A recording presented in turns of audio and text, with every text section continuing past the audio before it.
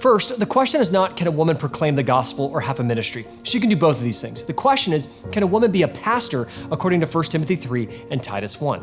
The answer is very clear in the Bible, no, she cannot. In Paul's first epistle to Timothy, he writes in chapter 3, quote, I am writing these things to you so that you may know how you ought to behave in the household of God, which is the church of the living God, a pillar and ground of the truth, end quote. So what are these things he's writing to them so that they would know how to behave in the local church? Well, it's the instructions found in the paragraphs right before this verse, and one of those instructions is this, quote, let a woman learn quietly with all submissiveness. I do not permit a woman to teach or to exercise authority over a man. Rather, she is to remain quiet, end quote.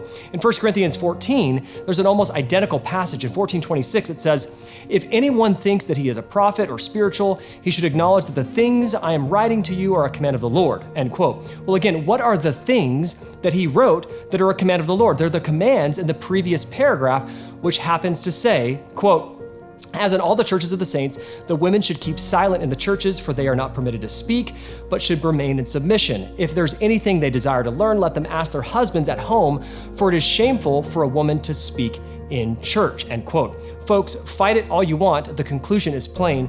If a woman cannot teach, have authority over a man, and should remain silent at the church, she clearly cannot be the pastor.